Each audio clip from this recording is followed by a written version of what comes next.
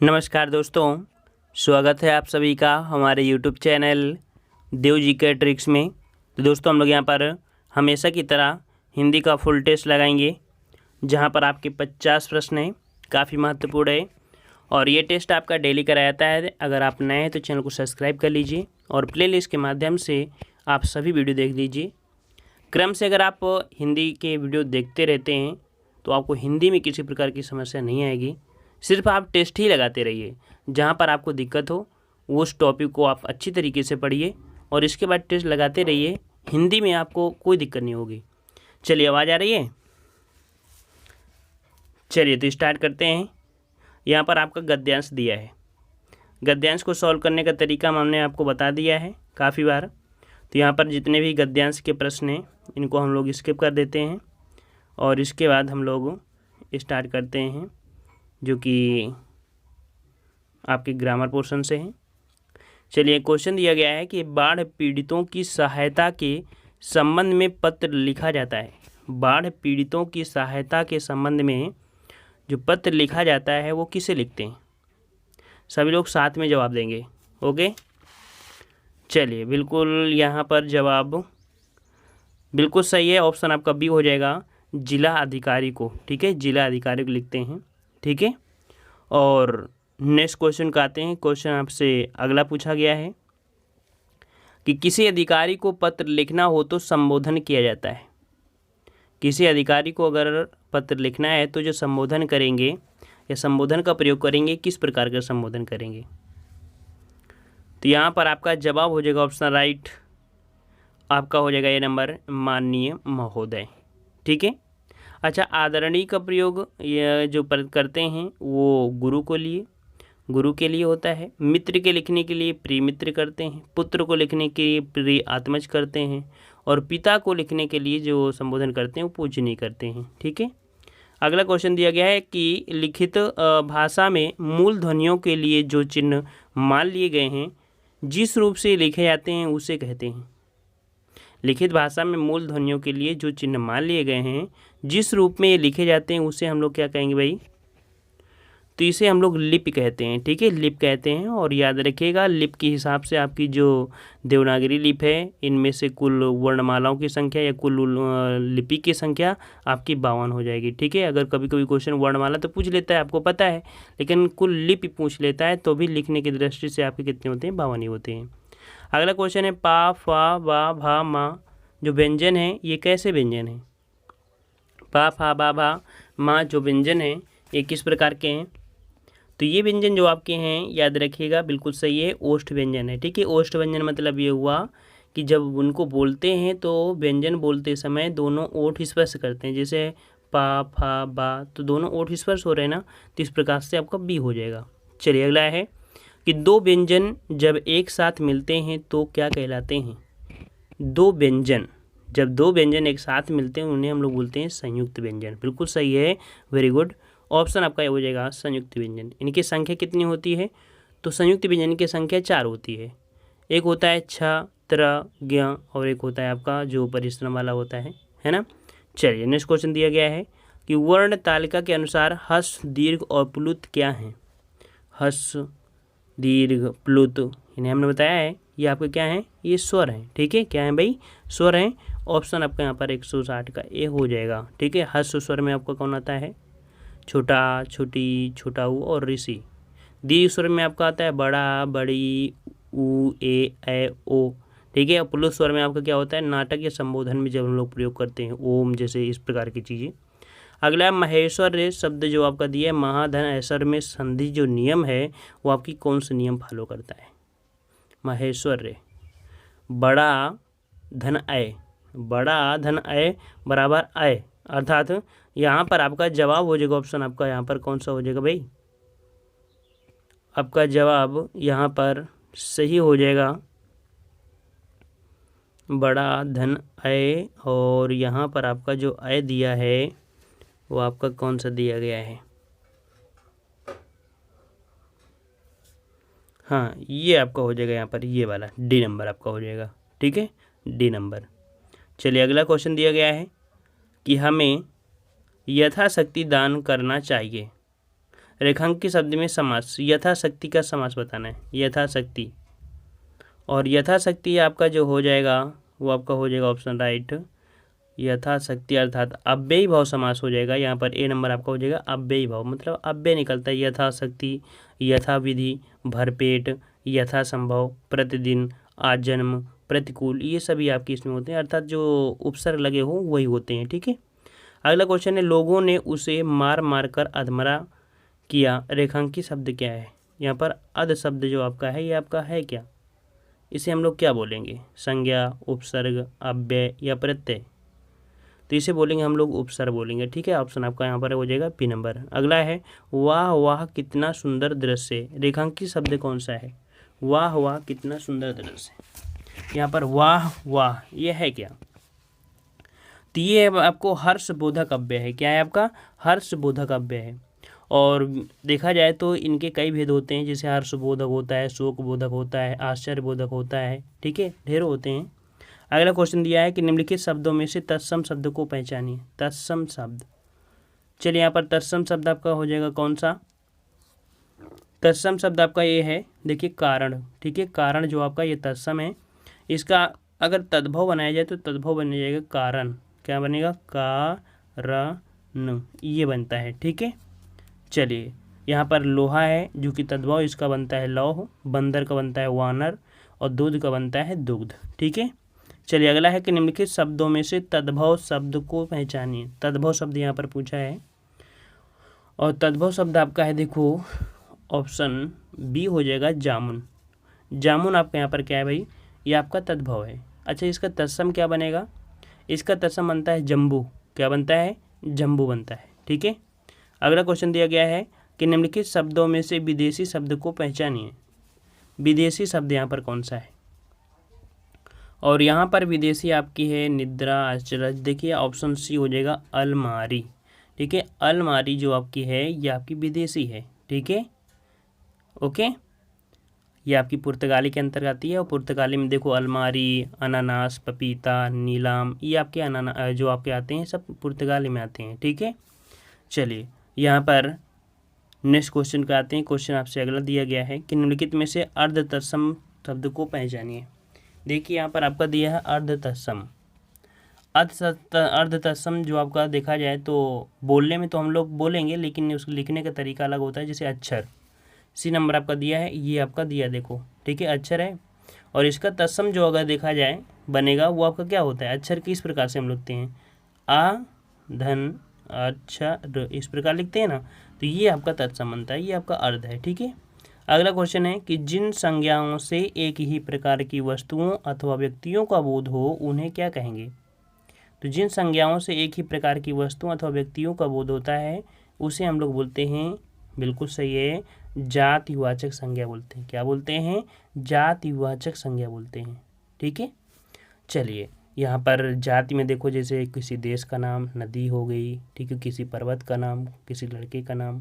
ठीक है, इस प्रकार से। अगला क्वेश्चन आपका दिया गया है,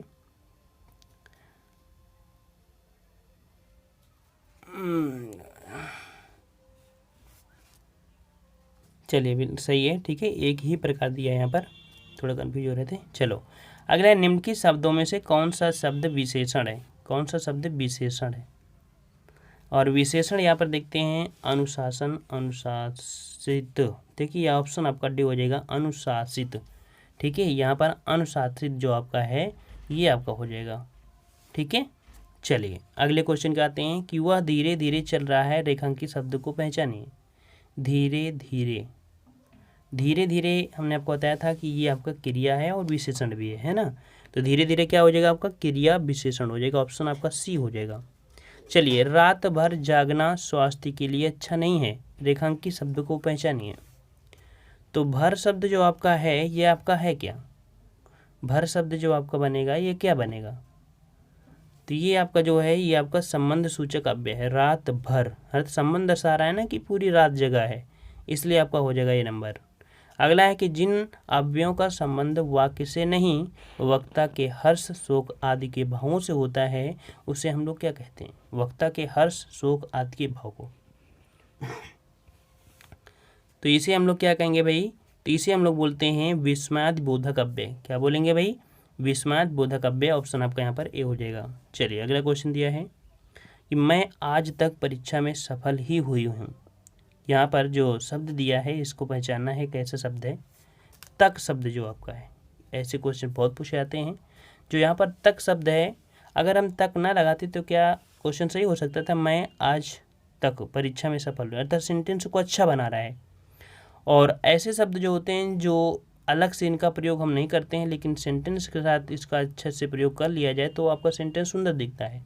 तो इसको हम लोग बोलते हैं निपात। क्या बोलते हैं भाई? इसे हम निपात बोलते हैं। ठीक है। नेक्स्ट क्वेश्चन है कि हमें सूर्य नमस्कार करना चाहिए, रेखांकित शब्द का पर्यायवाची बताइए। सूर्य, सूर्य के पर्यायवाची देख लीजिए। सूर्य के पर्यायवाची दिनकर, दिवाकर, भानु, भास्कर, रवि, आदित्य, मार्तंड, अनुष्माली ऐसे होते हैं ना। यहाँ पर आपका जवाब हो जाएगा, ऑप्शन आपका ए हो जाएगा, दिनकर हो जाएगा। ठीक है। अगला है कि लौकिक जगत की माया में सभी फंसे हुए हैं, रेखांकित शब्द का सटीक विलोम बताइए। लौकिक और लौकिक का विलोम जो आपका बनता है वो आपको बनता है अलौकिक। क्या बनता है? अलौकिक बनता है, आपका ए हो जाएगा। कुटिल का विलोम सरल होता है, सांसारिक का विलोम पारलौकिक होता है। ठीक है। चलिए नेक्स्ट क्वेश्चन आपका दिया है कि श्रुति सम शब्द युग्म की भिन्न अर्थ वाली सही जोड़ी को पहचानिए। अर्थात देख लो, बोलने में एक जैसे होंगे लेकिन परिवर्तन तो अलग अलग होगा, है ना। देखिए, कुल और कुल, कुल का अर्थ होता है खानदान और कुल का अर्थ होता है किनारा। ये आपका यहाँ पर कह सकते हैं कि अर्थ को भिन्न भिन्न बता रहा है ना, भिन्न अर्थ बता रहे हैं। इसका अलग अर्थ, इसका अलग है। वहीं पर राति का अर्थ, राति का मतलब ही वही होता है जो निशा का होता है। अभिलाषा का मतलब वही होता है जो ईर्षा का होता है ना। तो इस प्रकार से यहाँ पर ये जो आपका है ये कह सकते हैं भिन्न अर्थ दे रहे हैं दोनों। ठीक है। जिसका कोई उपमा ना दी जा सके उसके लिए शब्द बताइए। जिसकी कोई उपमा ना दी जा सके उसके लिए जो शब्द प्रयोग होगा वो आपका होगा कौन? अनुपम होगा। ठीक है। अनुपम ऑप्शन आपका ये हो जाएगा। अगला है श्रुति सम भिन्नार्थक शब्द के जोड़े को पहचानिए। श्रुति सम भिन्नार्थक, यहाँ पर जवाब देखते हैं। अपेक्षा दिया और उपेक्षा, देखिए आपको मिल गया है। देखो, अपेक्षा और उपेक्षा, है ना, दोनों का मतलब आपको देख सकते हैं कि, है ना, अपेक्षा का अर्थ आस या इच्छा होता है और उपेक्षा का अर्थ होता है अवहेलना, ये कह सकते हैं निरादर होता है। तो इस प्रकार से दोनों ही आपके क्या हो जाएगा, यहाँ पर एक दूसरे की विलोमानुपाती हैं। अगला है कि समानार्थी शब्द की जोड़ी सही नहीं है। देखिए, समानार्थी शब्द की जोड़ी सही नहीं है। सुमन का पुष्प, ये तो आपको बिल्कुल सही है ना। निशा और निशाचर दिया है, समानार्थी शब्द की जोड़ी सही नहीं है। देखो, निशा और निशाचर, निशा का अर्थ होता है रात्रि और निशाचर का अर्थ होता है राक्षस, है ना। इसलिए ये आपको ऑप्शन यहाँ पर जोड़ा सही नहीं लग रहा है, बी नंबर। अगला निम्नलिखित शब्दों में से शुद्ध शब्द को पहचानिए। शुद्ध शब्द यहाँ पर दिया है और शुद्ध शब्द आपका कौन सा हो जाएगा? देखो, आशीर्वाद दिया है और आशीर्वाद जो आपका शुद्ध होता है वो आपका यहाँ पर रउड़ा होता है ना। तो ये तो गलत हो गया। आजीविका, ये बिल्कुल से आपका सही है, आजीविका यहाँ पर हो जाएगा, बिल्कुल सही। देखो, अध्ययन में आपका डबल या होता है जो कि आपका गलत है ना। तो इस प्रकार से बी नंबर आपका सही हो जाएगा। चलिए नेक्स्ट क्वेश्चन। हिंदी में शब्दों के बाद जोड़े जाने वाले शब्दों को क्या कहते हैं? हिंदी में शब्दों के बाद जोड़ने वाले शब्दांशों को क्या कहते हैं? शब्दों के बाद, और जब शब्दों के बाद जो जोड़ा जाता है उसे हम लोग क्या बोलते हैं? उसे हम लोग परसर्ग बोलते हैं। क्या बोलते हैं? परसर्ग बोलते हैं। ऑप्शन आपका बी हो जाएगा। अगला क्वेश्चन है कि स्त्रीलिंग पुल्लिंग का कौन सा जोड़ा सही नहीं है? स्त्रीलिंग पुल्लिंग का कौन सा जोड़ा सही नहीं है? चलिए यहाँ पर देखते हैं। देव देवी सही है, मामा मामी ये भी सही है, कांत और कांति यहाँ पर कह सकते हैं कि सही युग्म आपका जो कांत और कांता होता है। देखो, कांत, यहाँ पर ये कांत है और इसका पुल्लिंग जो बनता है कांता बनेगा, है ना। यहाँ पर कांति नहीं होगा। इस प्रकार से ये आपका शुद्ध हो जाएगा, अशुद्ध। ठीक है, ये आपका गलत है, ये जोड़ा सही नहीं है। अगले निम्नलिखित शब्दों में से कौन सा शब्द सदैव बहुवचन में प्रयोग होता है? सदैव बहुवचन में प्रयोग होने वाला शब्द कौन है? तो सदैव, उसके देखो यहाँ पर लड़का तो होगा नहीं, प्राण, उसके प्राण निकल गए, अर्थात प्राण शब्द हमेशा बहुवचन में होता है। और भी शब्द होता है जैसे कि हमेशा बहुवचन प्रयोग होते हैं, जैसे कि आंसू हो गए, दर्शन हो गया, होश, बाल, हस्ताक्षर, ये शब्द हमेशा बहुवचन में ही प्रयोग होते हैं। ठीक है। अगला क्वेश्चन है कि निम्नलिखित वाक्यों में से अपूर्ण भूतकाल को पहचानिए। अपूर्ण भूतकाल, अपूर्ण भूतकाल जिसका हम लोग क्लियर बता ना सके कि अभी ये काम हुआ है या नहीं हुआ है। देखो, रामू खाना खा रहा था, क्या आपको पता है कि खाना खा चुका है या नहीं खाया? नहीं पता ना, यहीं पर आपका जवाब आपका ये मिल जाएगा। माँ खाना बना चुकी है, इसका मतलब काम पूरा हो गया, पूर्ण वर्तमान हो जाएगा। मुझे बाहर जाना है, ये वर्तमान काल हो जाएगा। हम घूमने जाएंगे, ये भविष्य काल हो जाएगा, है ना। तो ऑप्शन आपका यहाँ पर ए पूछा है, जो कि अपूर्ण भूतकाल ए नंबर हो जाएगा। अगला क्वेश्चन दिया गया है कि जिस वाक्य में कर्ता की प्रधानता होती है, लिंग वचन प्रायः कर्ता के अनुसार होते हैं, वे वाक्य कहलाते हैं। चलिए, वह जो वाक्य होते हैं इन्हें हम लोग बोलते हैं कृत्यवाच्य बोलते हैं। क्या बोलते हैं भाई? इन्हें कृत्यवाच्य बोलते हैं। 186 का ऑप्शन आपका बी हो जाएगा। ठीक है। अगला क्वेश्चन है कि निम्नलिखित जोड़ों में से उत्तम पुरुष वाले जोड़ों को पहचानें। यहाँ पर जो जोड़ा है उत्तम पुरुष और सर्वनाम के, हमने बताया था पुरुषवाचक सर्वनाम के 3 विध होते हैं, उत्तम पुरुष, मध्य पुरुष और अन्य पुरुष।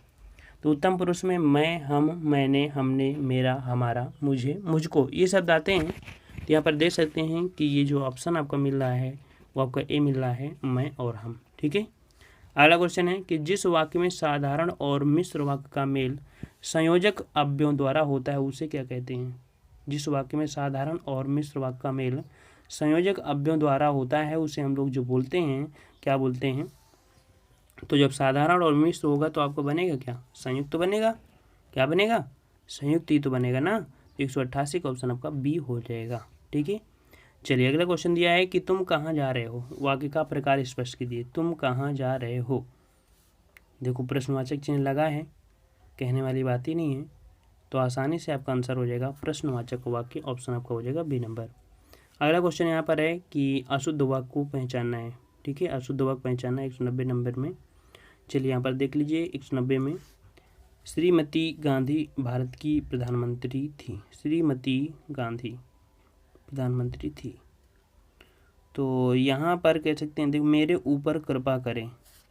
यहाँ पर ये अशुद्ध वाक्य, मेरे ऊपर कृपा करें, ये क्या बोला जा सकता है कि मेरे ऊपर कृपा करें, मुझ पर कृपा करें, ये होता है मुझ पर कृपा करें, इसलिए आपका बी नंबर अशुद्ध हो जाएगा। ठीक है। अदर आपको देख सकते हैं सही आपके हैं। अगला क्वेश्चन है कि निम्नलिखित वाक्यों में से शुद्ध वाक्य को पहचानिए। शुद्ध वाक्य को पहचानना है। देखते हैं यहाँ पर सही जो अशुद्ध वाक्य है इसकी पहचान कौन कर पाता है, फटाफट आंसर। और यहाँ पर मैं तुमको कुछ कहता है, तो गलत है। मैं और मेरी माँ घूमने जाने वाली हैं, यौन से प्रत्येक को 5-5 रुपये दिए जाएं। देखिए, ये बिल्कुल सही है, सी नंबर। प्रत्येक को 5-5 रुपये दिए जाएं, ये आपका सही हो जाएगा। ठीक है। अगला है आजकल के बच्चे माता पिता की आंखों में धूल झोंकने में कुशल है। यहाँ पर जो धूल झोंकना, इसका मतलब क्या होता है? धूल झोंकना मतलब होता है धोखा देना। ठीक है, ए नंबर धोखा देना। अगला क्वेश्चन है कि अंधों में काना राजा। अंधों में काना राजा है, तो अंधों में काना राजा लोकोक्ति के जो अर्थ हो जाएगा वो आपका हो जाएगा गुणहीनों के बीच एक गुणवान व्यक्ति, है ना। तो ऑप्शन आपका ए हो जाएगा। अगला है कि निम्नलिखित चिन्हों में से पूर्ण विराम को पहचानें। चलिए, पूर्ण विराम, देखो टेस्ट पेपर में आपको सब कुछ देखने को मिल रहा है, हर एक टॉपिक से है। ठीक है। और पूर्ण विराम को यहाँ पर देखा जाए तो पूर्ण विराम का बनता है कौन सा? आपका ये बन जाएगा, है ना, बन जाएगा। ये जो आपका दिया है ये आपका अर्ध विराम है। ठीक है, ये अर्ध विराम है, ये योजक है। ठीक है, ये योजक चिन्ह है, और ये तो आपको प्रश्नवाचक चिन्ह है। ठीक है। चलिए, नेक्स्ट क्वेश्चन दिया है कि रेखांकित चिन्ह कौन सा है। 195 यहाँ पर दिया है कि रेखांकित चिन्ह आपका कौन सा है। 195 का जवाब देखते हैं कि, चलिए, तो याद रखिए रेखांकित शब्द आपका जो है लोप सूचक चिन्ह है। ठीक है, लोप सूचक। काफ़ी बच्चे इसे समाप्ति सूचक सोचते हैं, बल्कि समाप्ति सूचक आपको बता दें इस प्रकार से नहीं होता है। समाप्ति सूचक होता है थोड़ा सा डैश, फिर आपका ऐसे, फिर थोड़ा सा डैश, फिर आपका ऐसे, इस प्रकार से होता है समाप्ति सूचक। ये आपका जो है वो लोप सूचक है। ठीक है, ओके। चलिए, अगला है मथुरा और वृंदावन में प्रमुखता कौन सी बोली बोली जाती है। मथुरा और वृंदावन में जो आपकी है ये बोली जो आपकी हो जाएगी कौन सी हो जाएगी? यहाँ पर ये ब्रज क्षेत्र है तो ब्रज भाषा होगी भाई। ठीक है, ब्रज क्षेत्र है तो ब्रज भाषा में होगी ना। ठीक है, ये सब आपके जैसे मथुरा है, वृंदावन है, आगरा है, अलीगढ़ है, बरेली है, और कह सकते हैं मैनपुरी है, धौलपुरी है, एटा, बदायूं, ये आसपास क्षेत्र ब्रज भाषा बोली जाती है। ठीक है। अगला क्वेश्चन, हिंदी साहित्य के इतिहास में प्रसिद्ध कबीरदास, सूरदास, महावीर प्रसाद द्विवेदी, प्रेमचंद, हरिवंश राय बच्चन आदि का जो जन्म हुआ है वो किस प्रदेश से हैं? ये जो सभी हैं ये आपके किस प्रदेश से हैं? तो ये जितने भी हैं सभी आपके उत्तर प्रदेश से हैं, याद रखिएगा। ठीक है, देखो कबीरदास तो वाराणसी के थे, महावीर प्रसाद द्विवेदी कहाँ के थे? रायबरेली के थे, प्रेमचंद वाराणसी के थे, हरिवंश राय बच्चन इलाहाबाद के थे। ठीक है, चलिए अगला क्वेश्चन है कि उत्तर प्रदेश में कौन सी भाषा नहीं बोली जाती है? उत्तर प्रदेश में कौन सी भाषा नहीं बोली जाती है? ब्रजभाषा, पन्नौजी, अवधी और पहाड़ी। देखिए डी नंबर, जो आपकी पहाड़ी ये तो नहीं बोली जाती ना, नहीं बोली जाती ना, तो ऑप्शन आपका डी हो जाएगा। अगला है कि कबीरदास, तुलसीदास, सूरदास आदि कौन से काल के संत कवि हैं? देख लीजिए, हमेशा क्वेश्चन आपके एग्जाम में भी पूछे गए हैं और आपके हाई स्कूल ऐसे में बहुत आते थे ये। और यहाँ पर आपका जवाब हो जाएगा बी, ये आपकी भक्ति काल के। ठीक है, भक्ति काल के हैं। नेक्स्ट क्वेश्चन है कि हिंदी भाषा को कौन सी लिपि में लिखा जाता है? हिंदी भाषा को कौन सी लिपि में लिखा जाता है? इसका जवाब तो सभी को होना चाहिए। तो आपके संविधान के अनुच्छेद 343 के अनुसार बोला गया है कि संघ की राजभाषा हिंदी होगी और लिप देवनागरी लिप होगी। ठीक है, तो ऑप्शन आपका सी हो जाएगा, देवनागरी लिप होगा। टेस्ट पेपर कैसा रहा आप लोग कमेंट जरूर करिए कि कैसा टेस्ट पेपर रहा आज का, और अच्छा टेस्ट पेपर रहा है। अगर आपके 45 नंबर अगर आ गए हैं तो बहुत अच्छा स्कोर आप लोगों का हो चुका है हिंदी में। और नए बच्चे जो कम आए नंबर वो लोग थोड़ा मेहनत करिए, किताबों का सहारा लीजिए। ठीक है, और ज़्यादा से ज़्यादा मेहनत करिए भाई, जब तक पढ़ाई करो मन लगा के पढ़ो। ठीक है, चलिए हम लोग मिलते हैं नए वीडियो में। सबके लिए धन्यवाद। जय हिंद, जय भारत।